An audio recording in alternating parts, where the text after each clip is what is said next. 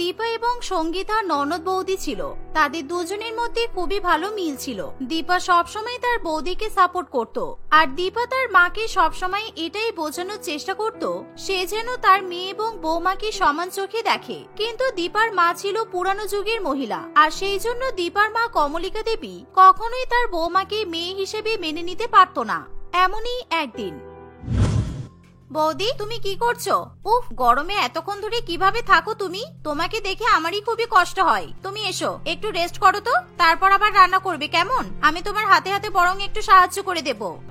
আরে না না দীপা, তোমাকে আমার হাতে হাতে সাহায্য করতে হবে না। মা যদি দেখে তাহলে আবার রাগারাগি করবে, আর আমি এই সকাল সকাল মাকে আর রাগাতে চাই না। ছাড়ো, বাদ দাও।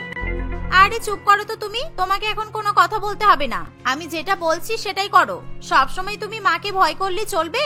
এখন এই যুগে কিন্তু ছেলে মেয়ে বৌমা সবাই সমান, আর এটা মা একদিন না একদিন ঠিক বুঝতে পারবে। তুমি দেখে নিও। তবে মা যখন বুঝতে পারবে ততদিনে অনেক দেরি হয়ে যাবে। আচ্ছা তুমি এখন রান্নাঘর থেকে যাও তো। মা যদি তোমাকে রান্নাঘরে দেখে তাহলে আবার ভাববে আমি তোমাকে রান্নাঘরে নিয়ে এসে কাজ করাচ্ছি। তুমি রান্নাঘর থেকে যাও, আমার রান্না হয়ে গেলে আমি তোমার সঙ্গে কথা বলবো, কেমন? এভাবে সঙ্গীতা দীপাকে রান্নাঘর থেকে চলে যেতে বলে, কিন্তু দীপা তার বৌদির হাতে হাতে সাহায্য করার জন্য রান্নাঘরেই দাঁড়িয়ে থাকে। সে কোনো মতে রান্নাঘরের বাইরে যেতে চায় না। আর ঠিক এমন সময় সেখানে কমলিকা দেবী চলে আসে। কি ব্যাপার দীপা, তুই এখানে কেন? ও, তাহলে তুই তোর বৌদির হাতে হাতে সাহায্য করছিস। আমি জানি তুই এগুলো করতেই এখানে এসেছিস, তা না হলে তুই তো রান্নাঘরে আসবি না।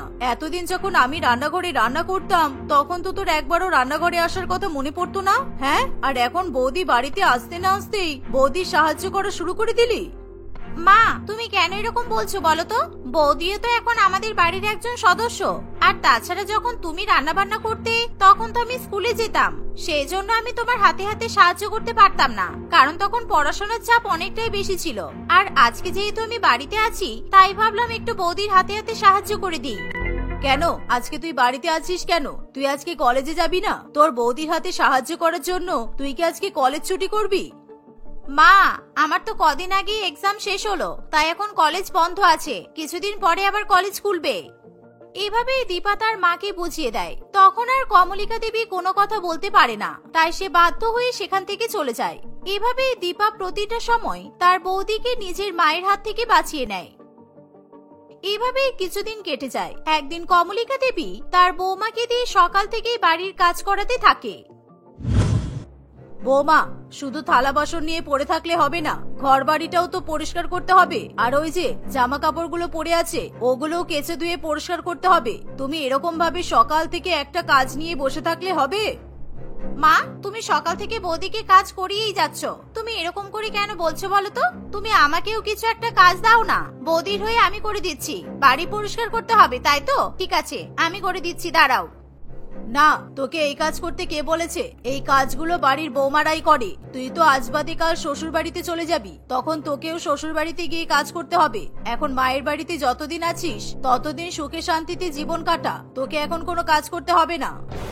দীপা তার মায়ের কথা শুনে চুপ করে যায়। আর তখন কমলিকা দেবী তার বৌমা অর্থাৎ সঙ্গীতাকে দিয়ে একের পর এক কাজ করাতে থাকে।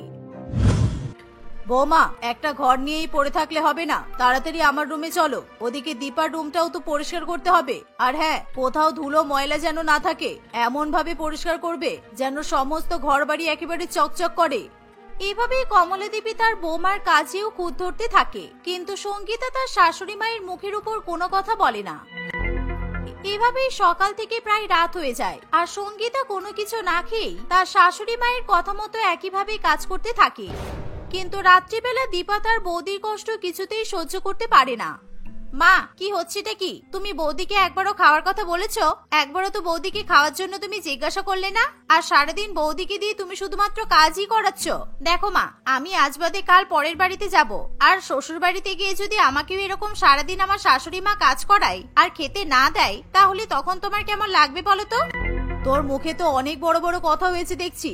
দেখ দীপা, তুই তোর মায়ের বাড়িতে নিজের মতো করে থাক। আমাদের শাশুড়ি বৌমার বিষয়ে তোকে নাক গলাতে হবে না। আমি আমার বৌমাকে দিয়ে কি কাজ করাবো না করাবো সেটা আমার ব্যাপার।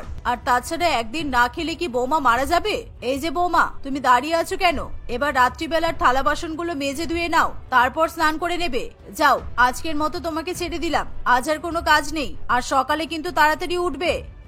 এই বলে কমলিকা দেবী নিজের রুমে চলে যায়। আর দীপা তার বৌদির নাজেহাল অবস্থা দেখে প্রচন্ড পরিমাণে কষ্ট পায়। বৌদি, তুমি স্নান করে নাও, আমি বাসনগুলো ধুয়ে দিচ্ছি। তুমি সারাদিন অনেক কাজ করেছো, তোমাকে এখন আর বাসনগুলো মাজতে হবে না। আমি তোমার বদলে কাজ করে দিচ্ছি। তুমি যাও, তাড়াতাড়ি স্নান করে কিছু একটা খেয়ে নাও। তুমি সারাদিন তো না খেয়ে আছো, এবার তোমার শরীর খারাপ করবে।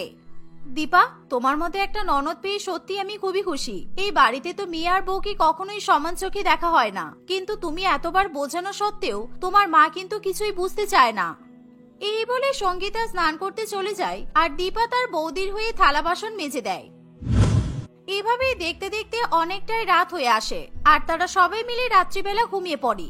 আর আগের দিন প্রচন্ড পরিমাণে শারীরিক পরিশ্রম করায় পরের দিন সকালবেলা সঙ্গীতার ঘুম থেকে উঠতে একটু লেট হয়। সঙ্গীতা ঘুম থেকে উঠে দেখে 7টা বেজে গেছে, আর কমলা দেবী তখনই তার ছেলে বৌমার ঘরের সামনে এসে দরজা ঠুকতে শুরু করে দেয়। আর সে চিৎকার করে করে তার বৌমাকে ডাকতে থাকে। সঙ্গীতা তখনই ফ্রেশ হয়ে বাইরে বেরিয়ে আসে, আর তার শাশুড়ি মা তাকে কথা শোনানো শুরু করে দেয়।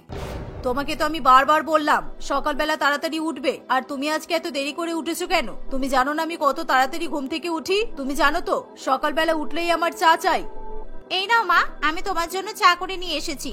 বৌদি তো কালকে অনেক রাত করে ঘুমিয়েছে, তাই আজকে একটু উঠতে দেরি হয়ে গেছে। তুমি শুধু শুধু কেন বৌদির উপর রাগ করছো? বৌদি তো প্রত্যেক দিনই সকাল সকাল ওঠে, একদিন দেরি হয়েছে বলে তুমি কি এরকম ভাবে কথা শোনাবে? তুই আবার কেন আমাদের শাশুড়ি বৌমার মাঝখানে এসেছিস? আমি তোমার বৌমাকে বলছি, তোর এত গায়ে লাগছে কেন? তুমি এমন বাজে ভাবে বৌদিকে কথা শোনাচ্ছ, তাই আমার খুবই গায়ে লাগছে মা। কারণ তুমি তো খুব ভালো করেই জানো আমিও একদিন শ্বশুর বাড়িতে যাব, আর আমার শ্বশুর বাড়িতে গিয়ে আমারও যদি একদিন ঘুম থেকে উঠতে লেট হয়, আর আমার শাশুড়ি মাও যদি আমাকে এরকম ভাবে কথা শোনায়, তাহলে তখন কি হবে বলো তো? দীপা, থাক না, তুমি আবার এসব কথা বলো না প্লিজ। তুমি চুপ করো। আমার জন্য তোমাকে তোমার মায়ের সঙ্গে ঝগড়া করতে হবে না। আমি চাই না আমার জন্য এই বাড়িতে শুধু শুধু ঝগড়া হোক। এভাবেই সঙ্গীতা তার ননদ এবং শাশুড়ি মাকে চুপ করিয়ে দেয়। আর দেখতে দেখতে আরো কিছুদিন কাটে। একদিন দীপা তার বৌদিকে বলে, বৌদি চলো না, আজকে দুজনে আমরা শপিং করতে যাই। তুমিও তো অনেকদিন হলো শপিং করতে যাওনি, আর আমিও তো অনেকদিন হলো শপিং করিনি। চলো আজকে আমরা শপিং করতে যাব। আর এমনিও তো দাদা তোমাকে কোথাও নিয়ে যায় না, তাই আমি ভেবেছি আজকে তোমাকে নিয়ে একটু ঘুরতে বেরোবো। এই, তোর বৌদি এখন কিভাবে যাবে? তোর বৌদির তো কাজ আছে, আর তাছাড়া তুই তো যাচ্ছিস। তুই তোর বন্ধুদেরকে সঙ্গে নিয়ে শপিং করতে চলে যা। শপিং করতে গেলে বৌদিকে সঙ্গে করে নিয়ে যেতে হবে কেন? বৌমা, তোমার কি লাগবে তুমি আমার মেয়েকে বলে দাও, দীপা তোমার জন্য কিনে এনে দেবে। তোমাকে আর শুধু শুধু শপিং টপিং করতে যেতে হবে না। দীপা, মা ঠিকই বলেছে, তুমি বরং আমার প্রয়োজনীয় জিনিসপত্রগুলো কিনে এনে দাও। আর আমার কি কি লাগবে আমি তোমাকে বলে দিচ্ছি, কারণ এখন আমার বাড়িতে অনেক কাজ আছে, তাই আমি তোমার সঙ্গে যেতে পারবো না। তুমি তোমার বন্ধুদের সঙ্গে চলে যাও, কেমন? তুমি যেতে পারবে না এই কথা তো আমি শুনবো না। তোমাকে যেতেই হবে। আমি তোমাকে নিয়ে যাব বলেছি মানে আমি নিয়ে যাব, আর তুমি আমার সঙ্গে যাবে, তোমার যতই কাজ থাকুক না কেন। এভাবেই দীপা তার বৌদিকে বাড়ির সমস্ত কাজকর্ম ফেলে রেখে শপিং করতে যাওয়ার কথা বলে। আর অন্যদিকে কমলিকা দেবী কিছুতেই তার বৌমাকে শপিং করতে যেতে দেবে না বলে পুরোপুরি ভাবে প্ল্যান করে নেয়। কিন্তু দীপা তার বৌদিকে নিয়ে যাবে বলে জেদ ধরে বসে থাকে। দীপা তখনই তার বৌদিকে রুমে নিয়ে গিয়ে রেডি করে, আর তারা দুজনে মিলে রেডি হয়ে শপিং করতে চলে যায়। আর এদিকে বাড়ির সমস্ত কাজকর্ম পড়ে থাকে। রান্না বান্না, বাসন মাজা, ঘর মোছা ইত্যাদি কাজকর্ম দেখে কমলিকা দেবী মনে মনে তার বৌমাকে প্রচন্ড পরিমাণে কথা শোনাতে থাকে। আর বাড়িতে কেউ না থাকায় কমলিকা দেবীকে সেদিন কাজকর্মগুলো করতে হয়। এর ফলে কমলিকা দেবী প্রচন্ড পরিমাণে রেগে যায়। তাই কমলিকা দেবী মনে মনে সিদ্ধান্ত নেয়, আমার মেয়েটা যতদিন এই বাড়িতে আছে ততদিন আমি আমার বৌমার উপর কোনো অত্যাচার করতে পারছি না। আমার মেয়েটাও না একেবারে আমার বিপরীত হয়েছে, জানি না কার মতো হয়েছে, সব সময় শুধু বৌদির হয়েই কথা বলে। না, আর এসব সহ্য করা যাবে না। এবার দীপারও বিয়ের বয়স হয়েছে, আমি ওর বিয়েটা দিয়ে দেব। ওর জন্য খুব তাড়াতাড়ি পাত্রের সন্ধান করতে হবে। এইভাবে কমলিকা দেবী তার মেয়ের বিয়ে দেওয়ার সিদ্ধান্ত নেয়। আর দেখতে দেখতে কিছুদিনের মধ্যেই কমলিকা দেবী দীনেশ নামে এক ছেলের সঙ্গে দীপার বিয়ে ঠিক করে।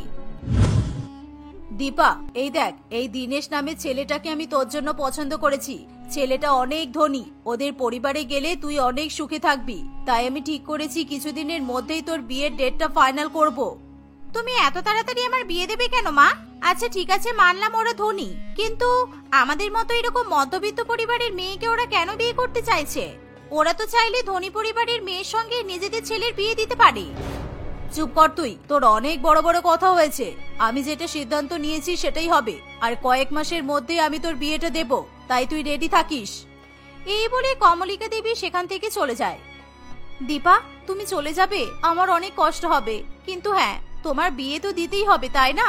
মা তোমার বিয়ে ঠিক করে ফেলেছে, এটাতে আমি খুব খুশি, কারণ তুমিও তো কারো না কারোর বাড়ির বৌমা হবে, আর তখন তুমি বুঝতে পারবে এই শ্বশুর বাড়ির জিনিসটা কি। এভাবেই দেখতে দেখতে কিছুদিন কাটে। কিছুদিন পর দীপার মা কমলিকা দেবী দীনেশের সঙ্গে দীপার বিয়ে তারিখ ঠিক করে ফেলে, আর কয়েক মাসের মধ্যে খুবই ধুমধাম করে দীনেশের সঙ্গে দীপার বিয়ে হয়।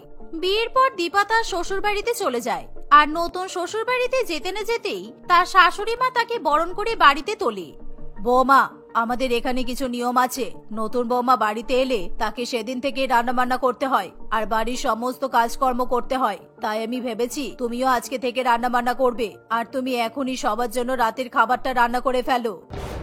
দীপা তার শাশুড়ি মায়ের মুখে এমন কথা শুনে প্রচন্ড পরিমাণে অবাক হয়। আজকে প্রথম দিন শ্বশুর বাড়িতে এসেই যে তাকে রান্না করতে হবে এটা তার ধারণার বাইরে ছিল, কিন্তু বাধ্য হয়ে দীপাকে রান্নাঘরে যেতে হয়। আর সে তখনই রান্নাঘরে গিয়ে তার বৌদিকে ফোন করে এবং সমস্ত ঘটনা খুলে বলে।